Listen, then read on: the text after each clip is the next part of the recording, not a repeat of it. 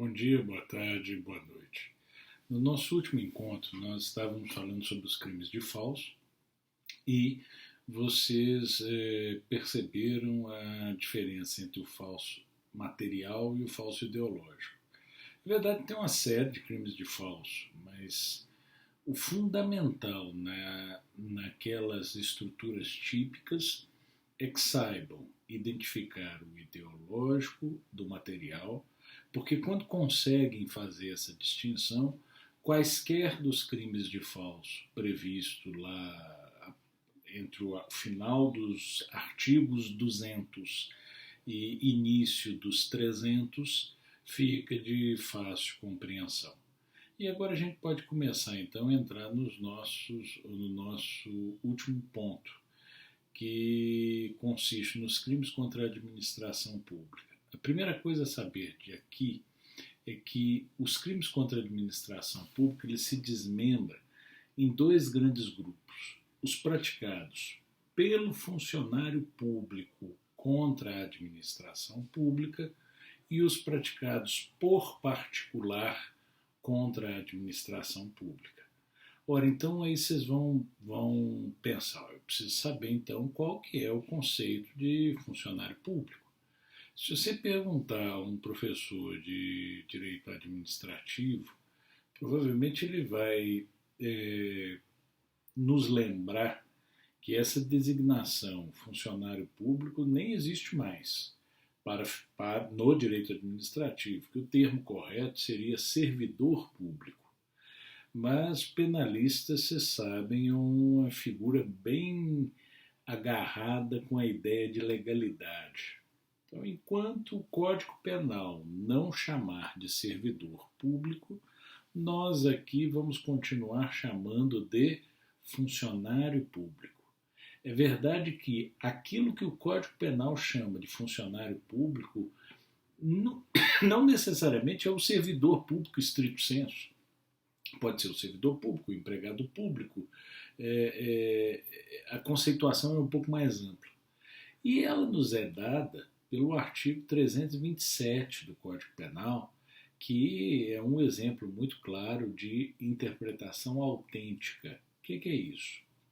No 312, que é o primeiro artigo dos crimes praticados contra a administração pública por funcionário público, você vem lá descrito o seguinte: apropriar-se o funcionário público de. Só que o 312 não diz o que a gente deve entender por funcionário público. Mas o Código Penal não nos deixa solto no mundo também, não. Ele, um pouco abaixo, no 327, vem dizendo, olha, entenda por funcionário público, toda vez que ele veio mencionado neste capítulo, o seguinte: aquele que, embora transitoriamente ou sem remuneração, exerça cargo, emprego ou função pública. Então veja, eu não preciso ser remunerado e não precisa ser perene, pode ser transitoriamente sem remuneração. Olha, eu sou funcionário público porque sou contratado pela UFMG e, portanto, eu me enquadraria na condição de funcionário público, assim como todos os seus professores. O pessoal que trabalha na UFMG, no setor técnico, todos eles são também funcionários públicos para fins penais. São remunerados, alguns transitoriamente, os substitutos, os professores substitutos, outros de forma perene, mas todos funcionários públicos para fins penais. Ora, mas aí eu lhes pergunto, e o jurado? O jurado também é funcionário público. Sabe o que ele recebe no final de um dia trabalhando no júri? Muito obrigado. Mais nada. E o almoço que é servido no tribunal do júri não só para os jurados, mas para o promotor, para o advogado de defesa, para o réu e por aí vai. Eles não têm remuneração e o serviço é transitório. Entretanto, são funcionários públicos. Se você já foi mesário alguma vez na vida, você também não recebeu nenhuma remuneração. Você deve ter recebido uma verba indenizatória, né, que é o dinheiro para a alimentação naquele dia que você vai trabalhar como mesário, mas é transitório, não tem remuneração. No entanto, você também se enquadra na condição de funcionário público para fins penais. O policial militar, funcionário público da mesma forma. O auditor fiscal, funcionário público, ou seja, todos esses, então, eles estariam dentro do artigo 327. Veja que o 327 ainda tem um parágrafo primeiro. Equipara-se a funcionário público quem exerce cargo, emprego ou função em entidade paraestatal e quem trabalhe para empresa prestadora de serviço contratada ou conveniada para a execução de atividade típica da administração pública. Mas o parágrafo primeiro é uma equiparação. Agora, leva a mesmo efeito, ou seja, você passa a poder ocupar a condição de sujeito ativo dos crimes que estão ali postos a partir do 312 até o 326 do Código Penal. Bom, mas o que vem dizendo o 312 do Código Penal? Apropriar-se o funcionário público de dinheiro, valor ou qualquer outro bem móvel, público ou particular, de que tem posse em razão do cargo ou desviá-lo em proveito próprio ou alheio.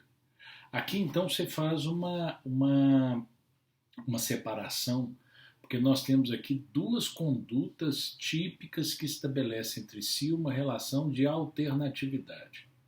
Ou você comete o crime ou na modalidade apropriar, ou na modalidade desviar.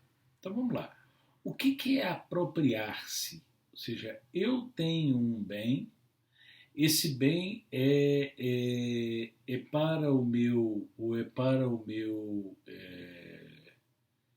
uso no exercício da função pública, e eu faço desse bem como se meu fosse. Vamos imaginar que eu seja funcionário público e no exercício da função que eu exerço, o órgão público entende que eu posso, ou que eu devo ter cedido pela administração pública um tablet qualquer. Então aquele tablet me foi entregue pela administração pública para que eu possa exercer a minha função. Se eu pego aquele tablet, vou até uma determinada região de Belo Horizonte e vendo esse tablet como se meu fosse, eu estou cometendo o crime de peculato, apropriação. Ou seja, eu pratiquei um ato que é próprio, não daquele que detém de forma legítima um bem, mas daquele que efetivamente é não só o possuidor, mas o proprietário daquele bem, que efetivamente eu não sou. Vamos imaginar que eu tenho um valor em meu confiado a mim para o exercício, da para o exercício da minha atividade. Imagine, a administração pública entregou para mim R$ 300 que seria para o pagamento de um deslocamento, ou para a compra de um determinado bem para a repartição pública onde eu trabalho. Eu saio com aquele dinheiro na mão, em vez de ir lá comprar, eu compro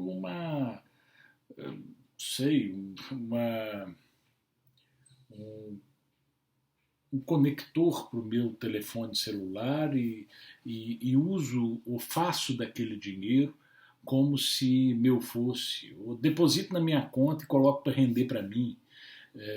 Ali eu teria uma apropriação de um bem que eu só tenho a posse em razão do exercício da função pública do exercício da, da função pública, do meu cargo, enfim. Bom, mas qual que é a diferença da apropriação para o desvio? No desvio, eu não integro aquele bem ao meu patrimônio. Na apropriação, sim. Eu faço dele como se meu fosse, integrando-o ao meu patrimônio. No desvio, eu não chego a integrá-lo ao meu patrimônio. Eu utilizo aquele bem para finalidade outra que não aquela destinada pela administração pública, mas eu não integro ao meu patrimônio aquele bem.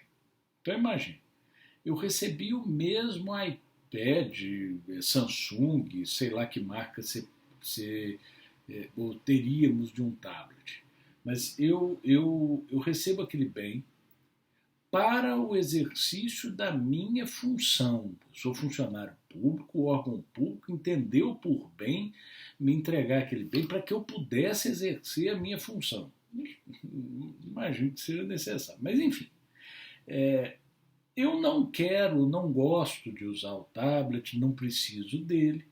E ao invés de não retirá-lo no órgão público, ou pelo menos abrir mão da utilização dele, eu entrego para minha filha, que está estudando, e fala assim, não, usa o meu aí, que é do órgão público tal, usa o meu tablet aí, e um dia eu devolvo lá, ou quando me pedirem eu devolvo, e por aí vai. Ora, eu não integrei aquela coisa ao meu patrimônio, mas eu dei a ela porque eu não vendi, mas eu dei a ela uma destinação distinta da que era a sua destinação própria. Imagino que o cargo que eu exerça me permita ter um automóvel pago pelo Estado, com motorista também pago pelo Estado. Eu tenho direito de ter esse automóvel para quê?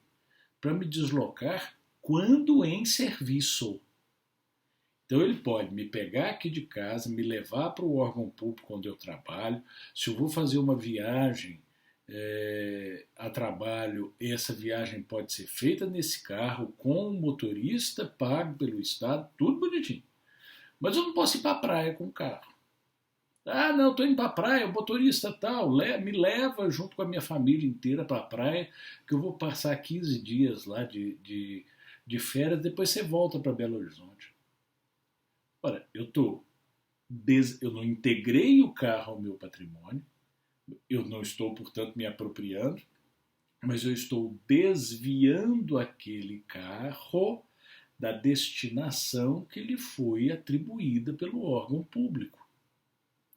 Ora, esse carro não pode levar minha menina para a escola, porque o contribuinte não está pagando, o Estado não está pagando aquele carro nem aquele motorista para levar a filha do funcionário público tal na escola. Está pagando a gasolina e aquele funcionário, o desgaste daquele carro para levar o funcionário até o seu serviço. Então isso seria um peculato. Então é uma hipótese de um peculato desvio e não de um peculato apropriação. Percebida essa distinção, se é que ela está clara, senão nós temos nossos encontros nas segundas para esclarecer dúvidas, e vocês podem me mandar mensagem também, vai ser um prazer. Nós podemos pensar, mas qual que é a distinção então, Tarcísio, do peculato apropriação, do peculato desvio para o peculato furto? Porque há uma hipótese de peculato furto que vocês vão encontrar no próprio artigo 312, mas vocês vão encontrá-lo no parágrafo do 312. O parágrafo 1º diz o seguinte: aplica-se a mesma pena se o funcionário público, embora não tendo a posse do dinheiro, valor ou bem, o subtrai ou concorre para que seja subtraído, em proveito próprio ou alheio, valendo-se de facilidades que lhe proporciona a qualidade de funcionário público. Te dou um exemplo disso para que fique um pouco mais claro. Imagine a seguinte hipótese. Numa cidade do interior, um indivíduo, policial civil, entra numa delegacia e vai conversar com uma colega policial que trabalha junto ao delegado da cidade. Essa colega, que conhece o seu amigo, vamos chamá-lo de X, eles batem papo sobre questões cotidianas e ela diz, olha, eu vou dar um pulo ali, porque o delegado está me chamando, eu já volto, tá? Você me espera aqui. Ela saiu e deixou o cofre entreaberto. E dentro do cofre havia uma série de CRVs, que é o documento de registro do carro, é o antigo DUT, sem impressão. E o que confere legitimidade, ou confere veracidade, perdão, àquele documento, não é a impressão, pelo menos na época não era quando esse caso aconteceu, não sei se hoje é diferente, é o papel onde o documento é impresso. Aquele papel tem lá uma série de seguranças, etc.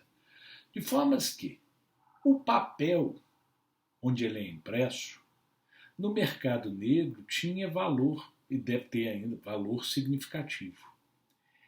Esse policial abriu o cofre que já estava entreaberto, pegou sei lá quantos CRVs não impressos e vendeu no mercado negro cada folha por R$ 800. Estou chutando valores, tá? Não tô, imagina o seguinte, é possível, ou seria possível dizer que ali houve um peculato apropriação? Não, porque ele não tinha posse daquele bem em razão da função que exercia. Ele era policial também, mas ele não fazia parte das atribuições dele chegar perto daqueles CRVs. É um peculato desvio? Não, porque ele vendeu integrando o fruto daquela venda ao seu patrimônio. Mas como é que ele teve acesso àqueles documentos? Teve alguma facilidade? Claro que teve. Só foi fácil para ele ter acesso àquele documento porque ele era policial civil.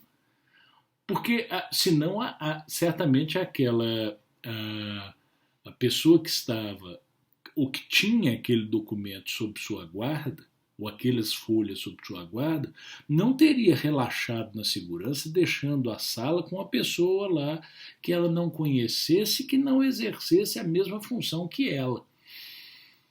Ou que não tivesse o mesmo cargo, que exerciam funções distintas, mas que não fosse também policial. Então o MP entendeu que esse policial conseguiu subtrair o bem aproveitando-se de facilidades que eram próprias ou que só caíram na sua mão porque ele era também funcionário público. Então essa seria uma hipótese, ou seria também uma hipótese de peculato, mas só que é um peculato subtração. E a senhora que estava dentro da delegacia ou dentro da sala e saiu deixando o cofre entreaberto com uma pessoa lá dentro que não trabalhava na seção onde ela trabalhava. Olha, ela poderia ser acusada de peculato culposo, porque ela, funcionária, concorreu culposamente, ela não teve dolo de colaborar na ação de subtrair daquele indivíduo, concorreu culposamente para o crime de outrem. Imagine que um indivíduo, um segurança da Receita Federal, ou seja, imagino, provavelmente são terceirizados, mas vamos imaginar que a equipe da portaria do prédio da Receita Federal seja funcionário público, o servidor público concursado da Receita. Nem precisa ser, tá? Vamos imaginar. Esse indivíduo, ele sabe, registro, nem precisa ser, para vocês não se confundirem. Ele sabe, ele sabe que um indivíduo, que um amigo pede ajuda para ele, faz o seguinte: olha, eu vou roubar os computadores, furtar os computadores da seção onde você trabalha, você dorme à noite, deixa eu entrar. Olha, veja, esse indivíduo não comete peculato culposo, porque ele está concorrendo culposamente para o crime de outro. Certo? Então não é hipótese de peculato, não é uma hipótese de peculato culposo. Esse funcionário público que está, por omissão, dando causa à subtração de bens que ele tem a posse em razão da função que exerce. Esse indivíduo está cometendo peculato apropriação. Ele tem a posse e está permitindo que outrem entre lá e leve aquele bem com a sua concordância. Então ele vai responder não por peculato culposo, ele vai responder por peculato apropriação, e aquele que entra para subtrair a coisa alheia móvel vai responder por peculato apropriação também. Por quê? Repare,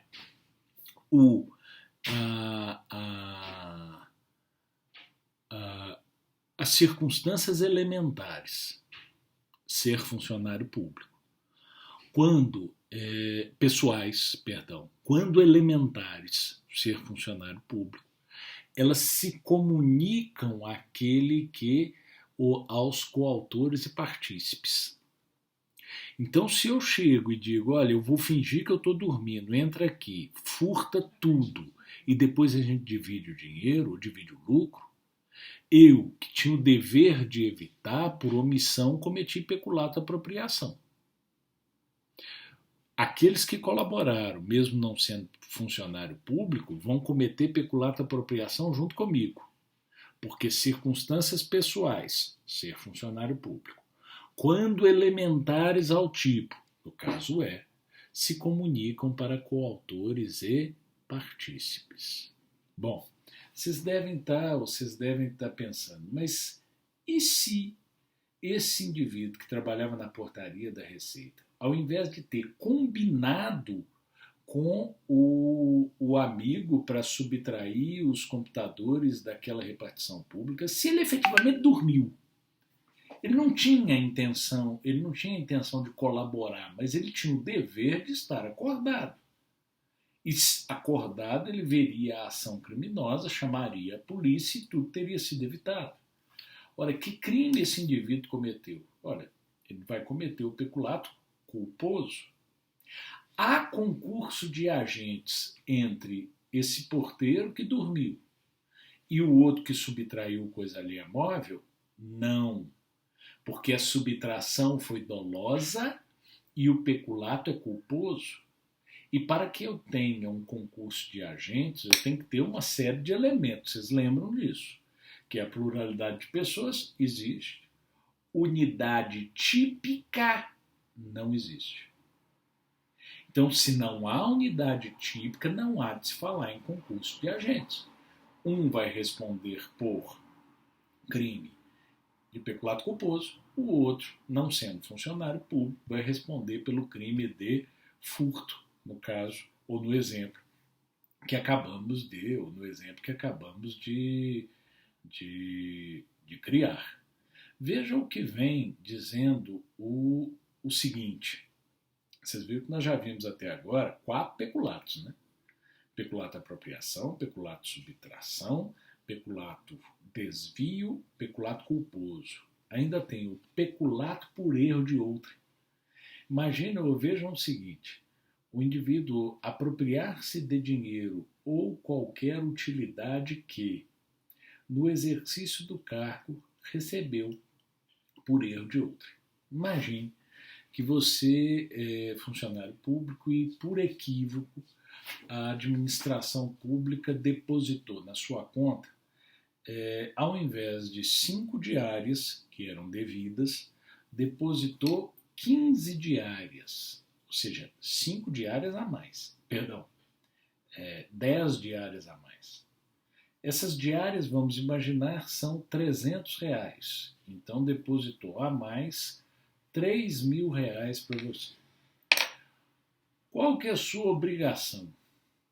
Por óbvio, comunicar ao superior o seguinte: olha, recebi R$ 3.000 por erro. Estou à disposição para devolvê-lo. Se você pega aquele dinheiro e faz dele como se seu fosse, se você se apropria dele, qual crime teria cometido? Existem 2 delitos próximos disso, que é o apropriação por erro de outrem, que é o cometido pelo particular, e o peculato por erro de outrem. Qual que é a diferença da apropriação por erro de outrem e do peculato por erro de outrem? A condição de funcionário público. Se eu sou funcionário público, peculato por erro de outrem. Se eu sou um particular que recebi do meu empregador o salário em dobro por erro, eu também cometo crime, mas um crime muito mais brando, que é o apropriação por erro de outrem. Aqui o peculato, não. Então você não mexe no dinheiro, não transfere ele para a poupança, porque senão você está fazendo dele como se seu fosse. Manda um e-mail, que aí registra, dizendo: estou à disposição para devolvê-lo. Aguardo orientação.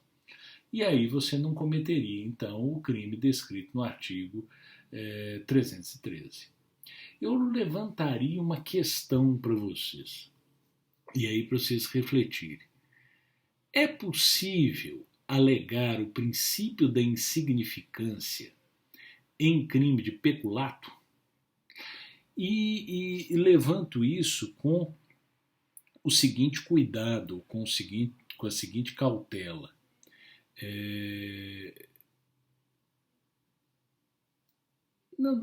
A palavra certa não é cautela, é com o seguinte problema. Se esse lápis, vamos imaginar que esse lápis tenha valor de R$ 1 novo.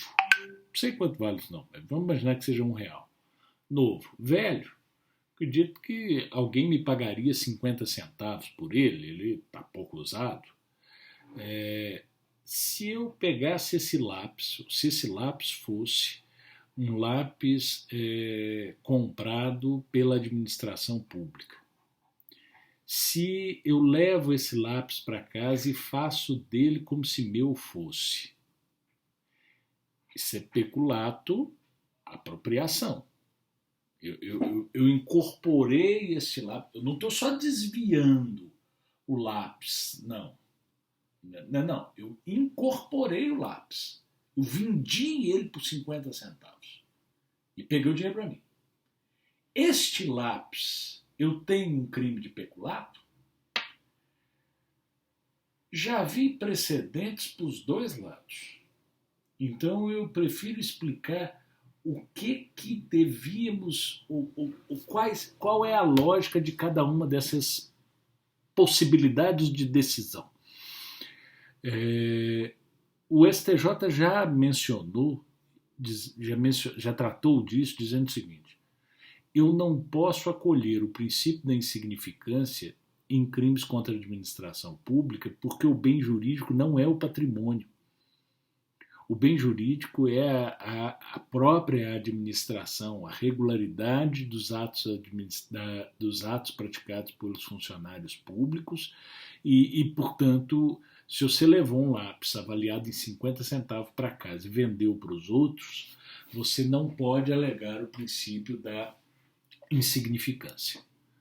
Ao mesmo tempo, você há de convir comigo que você tem uma resposta significativamente desproporcional, né? Porque a pena do crime de peculato, por conta desse lápis, vai ser de 2 a 12 anos de prisão. Não vou dar resposta pronta e acabada, até porque elas não existem, muito menos em situações controvertidas como essa. E eu queria então que vocês refletissem. É possível aplicar o princípio da insignificância em crime de peculato? E no nosso o crime de peculato é disparado o mais relevante dos crimes contra a administração pública. Mas a gente não pode deixar de lembrar da existência do crime de concussão e da semelhança da tênue fronteira do crime de concussão para o crime de corrupção passiva. Mas vamos deixar isso para a nossa próxima videoaula, em que a gente vai estabelecer a diferença entre concussão, corrupção passiva e corrupção ativa, que seria um crime praticado por particular contra a administração pública. E aí iremos tratar também do delito de facilitação de contrabando ou descaminho, com aquela... Ela é fácil no final das contas, mas embora ela seja de fácil compreensão, ela também é comumente esquecida e confundida, que é a diferença entre contrabando e descaminho. Bom, mas vamos deixar isso para o nosso próximo encontro. Boa semana de estudos e um abraço a todos.